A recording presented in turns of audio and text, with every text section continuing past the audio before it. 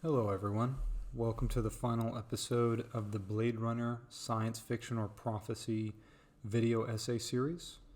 I want to first say thank you to everyone who has tuned in to watch these episodes. It has taken a lot of time and research to make these, and I'm glad that people have enjoyed them and that we've been able to come together and celebrate the work of Philip K. Dick through these videos. Real quick before we get into it, I want to make a couple of announcements before we get into the episode, so please bear with me a moment. First off, I want to tell you guys that I will continue to do analysis of Philip K. Dick's work in the various forms of films, games, or comic analysis, or even the original books. But I'm going to be taking a short break before I get into the next season of these episodes. I also want to announce that the second issue of the Philip K. Dick Files comic book is almost complete, and it will be released soon for free. It's called The Golden Man. For those that didn't know, these blog entries and videos are an accompaniment to a series of comic books I'm doing on Philip K. Dick's short stories. So I'm really enjoying doing these, and I hope you guys enjoy reading them. The first one, The Hanging Stranger, you can find in the description below for free. It's a 50-page sci-fi horror story, so if you're a fan of Blade Runner or other Philip K. Dick work, then you'll enjoy the comic. If you get the first issue, or if you subscribe to my YouTube channel or my newsletter, then you will automatically be alerted when the second issue goes live, or you can follow me on my social media in the links below. Alright guys, now that that's out of the way, let's go ahead and get into the final chapter of Blade Runner, Science Fiction or Prophecy. In this analysis, we will be looking at the last section of the Blade Runner film, and I'll be talking about the symbolism of different animals in Blade Runner and what they could mean for the character who owns them. As in the book Do Androids Dream of Electric Sheep, animals are considered extremely rare in the Blade Runner universe, and thus we should pay close attention to what each could represent. In John Truby's book, The Anatomy of Story, John says this about symbolism and its use in stories. Quote, "A symbol is an image with special power that has value to the audience. Just as matter is highly concentrated energy, a symbol is highly concentrated meaning. In fact, it is the most focused condenser expander of any storytelling technique." End quote. John then goes on to explain that each symbol should be connected to other symbols as a way of showing their interdependence of meaning and how these connect to each individual character. What I first want to draw your attention to is that each of the animals in the film are all biblical symbols, that of the owl, the snake, and the dove. Each of these symbols containing both a light and a dark element to their possible interpretation. So let's take a look at the owl. The owl is the first animal we meet in the film and is associated with our introduction to Tyrell, the creator of the replicants. When Tyrell is introduced, we are simultaneously shown the majesty of the owl and the opulent pyramid structure that Tyrell inhabits. These things come together to give us the impression that Tyrell is a man who has attained some ultimate wisdom or knowledge, as these symbols give a mythical quality to our introduction to Tyrell. However, like all the other animals with the exception of the dove, we find out that the animal is artificial. This could possibly lead us to interpret this symbolizes a corrupt intellect, a false prophet, or a father of lies. If we liken the world of Blade Runner to Babylon, the city God destroys for its wickedness, these symbols begin to give us some interesting interpretations. As in the book of Jeremiah, the prophet laminates the end of Babylon with this quote in Jeremiah verse 50:39, quote, "So desert creatures and hyenas will live there, and there the owl will dwell. it will never again be inhabited or lived in from generation to generation. End quote. The Bible also goes on to often associate the owl as an unclean animal, a predator animal, in fact, the opposite of a dove. It's also often referred to as a bad omen, a sign of terrible things to come. It's interesting to note then that the last time we see the owl, he is coldly watching Roy kill Tyrell.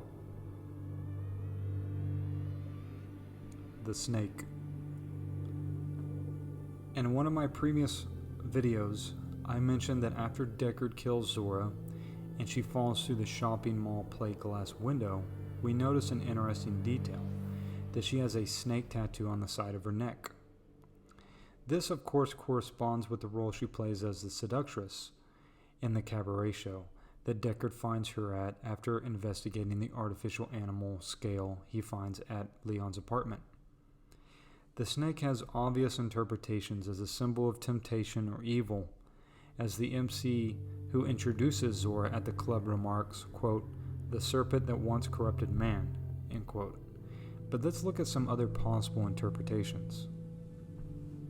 Throughout the Bible, in all ancient cultures, we see the snake is used as a universal symbol, sometimes used as a symbol for the temptation of man, as in the book of Genesis, but also as a vehicle for healing, as God tells Moses to make a snake of brass so that those who look upon it will be healed in the book of Numbers. According to Joseph Campbell, in The Power of Myth, he has this to say about the serpent. Quote, "The power of life causes the snake to shed its skin, just as the moon sheds its shadow. The serpent sheds its skin to be born again, as the moon its shadow to be born again. They are equivalent symbols. Sometimes the serpent is represented as a circle eating its own tail. That's an image of life. Life sheds one generation after another to be born again. The serpent represents immortal energy, in consciousness engaged in the field of time, constantly throwing off death and being born again. There is something tremendously terrifying about life when you look at it that way, and so the serpent carries in itself the sense of both the fascination and the terror of life." End quote. Could it be then that the snake in Blade Runner is a representation of life shedding the old skin of the human being and being reborn again as a new, advanced life form? This could, in a sense, explain the unexplainable urge that these new life forms have for trying to find a way to extend their life. They are sentient now, and no one can account for how they so badly want to continue living in spite of their short lifespan.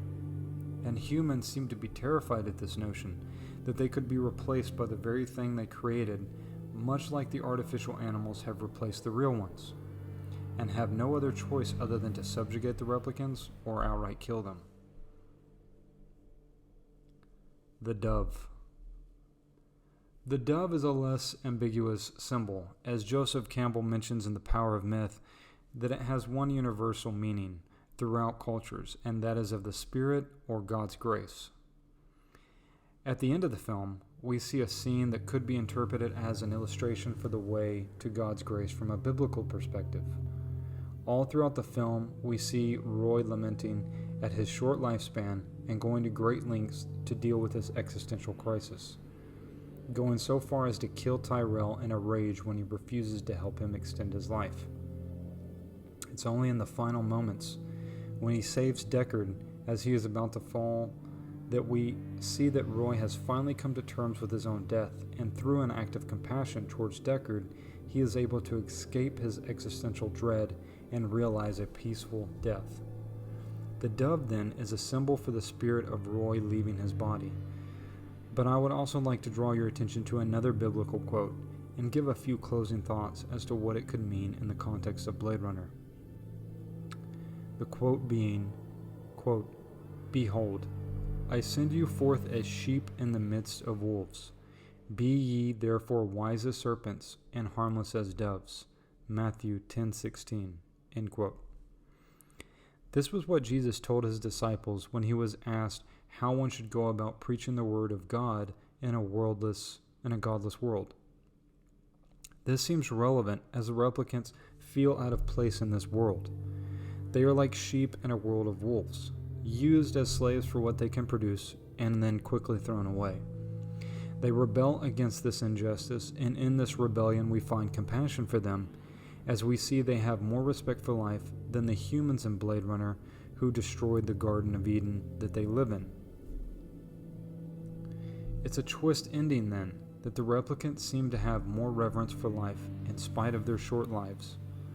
They frantically search for some sort of way to ease the suffering that consciousness has given them, the awareness of their own death.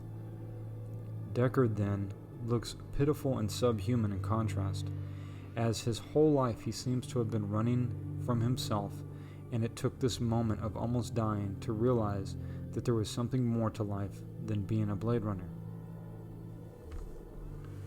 Thanks, guys, for watching this. If you want to watch the first or you want to see the whole playlist, you can pick it in the cards above. Thanks, guys. Make sure to like, subscribe, comment. Have a good night.